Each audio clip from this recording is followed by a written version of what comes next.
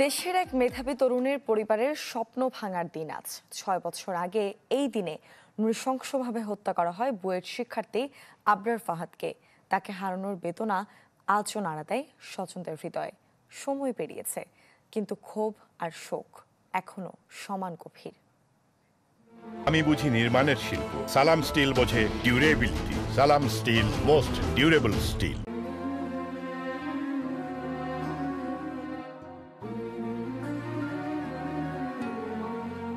ছয় বছরেও থামেনি কান্না। মার নিশ্চুপ অশ্রু সজল চোখ এখনো খুঁজে ফিরে আবরারকে। দিনটি এলেই যেন নতুন করে জেগে ওঠে সেই দুঃসহ স্মৃতি।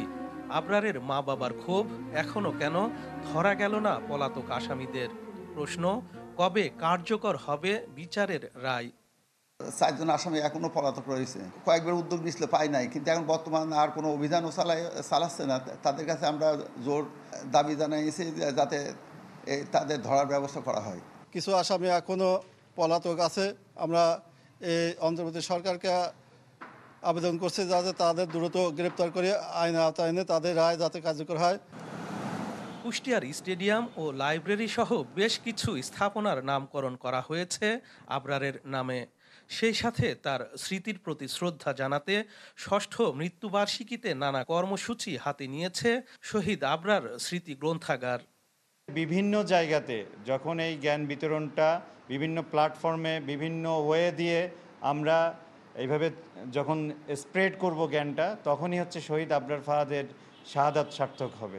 বাংলাদেশের প্রত্যেকটি শাসন ব্যবস্থায় যারাই আজকে আছে, আমার মনে হয় শহীদ আবরার ফাহাদকে একটা রোল মডেল হিসেবে নেওয়া উচিত, এবং তার যে চিন্তা ভাবনা সেগুলোকে আমাদের সামনে, সবার সামনে, তরুণ এবং যারা আমরা নেতৃত্ব দিচ্ছি বা যারা নেতৃত্ব দিচ্ছে আজকে, তাদের সামনে নিয়ে আসা উচিত। 2019 সালের 6 অক্টোবর মধ্যরাতে বুয়েটের শেরেবাংলা হল থেকে তড়িৎ ও ইলেকট্রনিক প্রকৌশল বিভাগের দ্বিতীয় বর্ষের ছাত্র আবরার ফাহাদের মরদেহ উদ্ধার করা হয়। এ ঘটনায় তার বাবা পরদিন ঢাকার চকবাজার থানায় মামলা দায়ের করেন।